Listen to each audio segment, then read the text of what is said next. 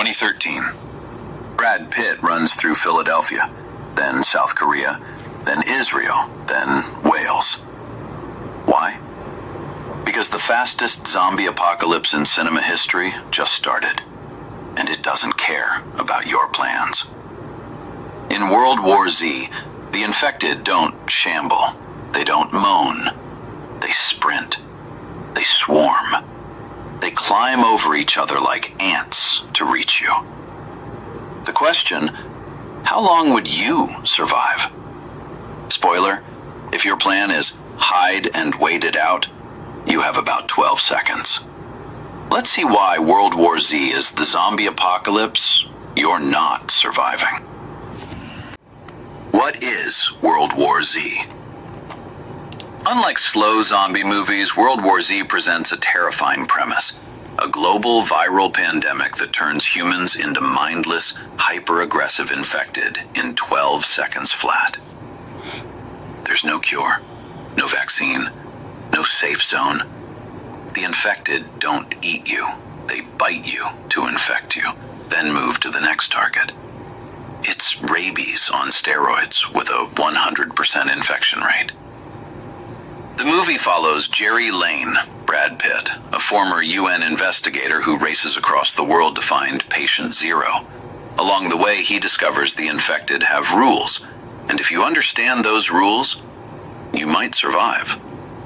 But first, you need to understand what you're facing, and rule number 1 is the most important. Rule 1, the 12-second rule. You're dead before you scream. In most zombie movies, you have hours or days to turn. In World War Z, you have 12 seconds. 12 seconds is how long it takes for the virus to travel from the bite to the brain. That's because the infected bite near the brain, face, neck, shoulders, making the infection almost instant. Compare that to real-world viruses. Rabies, the closest comparison, takes days or weeks to reach the brain. Adenoviruses take 2 to 14 days. 12 seconds? That's faster than your brain can process, I'm in danger. So if you get bitten, don't bother saying goodbye. Don't write a note. Don't even scream. By the time you open your mouth, you're already part of the swarm. The lesson? Avoid the bite at all costs. Wear thick clothing, cover your neck, and never let an infected get within arm's reach. Rule 2. Swarm intelligence. They're faster and smarter than you. Here's where World War Z breaks from every zombie movie. The infected aren't mindless. They're driven by swarm intelligence. In the movie, the infected climb the walls of Jerusalem like a human ladder. This was based on real science from a Penn State biologist who studies zombie ants. Yes, zombie ants exist. The fungus, Ophiocordyceps, controls ants' minds and makes them act as a group. The movie's consultant, David Hughes, explained that the swarm works together because the infected are highly related and act as a single organism. It's like a school of fish, but instead of swimming, they're eating your face. What does this mean for you? No wall is high enough. No hiding spot is safe. If one infected sees you, the swarm knows where you are. They'll coordinate, surround you, and climb over anything to get you. Your only chance? Don't be seen. Don't make noise. And if you're spotted, run in a direction they don't expect. Rule 3. The camouflage trick.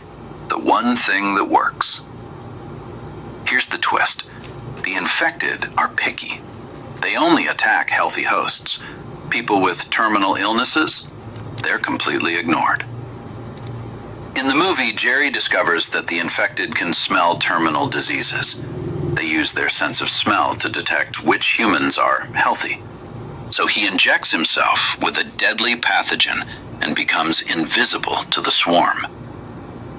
Is this scientifically accurate? No. The human sense of smell is terrible. Dogs can detect cancer, but we can't. And no real virus would avoid a sick host. That's bad for transmission. But hey, if you're watching this in a zombie apocalypse, you don't have time to debate science. You have time to inject yourself with something deadly. The rule: if you can't hide, camouflage. Find a deadly disease, inject it, and hope you're not terminal before the zombies get you. Just make sure there's a cure ready. Rule 4. How to actually survive. Your 3-step manual. So, here's your 3-step survival manual for World War Z. 1. Cover your neck and face. The virus is transmitted through bites, especially near the brain. Wear thick clothing. Use a motorcycle helmet. Cover every inch of exposed skin. The infected don't bite armor. 2. Don't make noise. The infected are attracted to sound. In the movie, a single noise brings the entire swarm. Be quiet. Walk softly.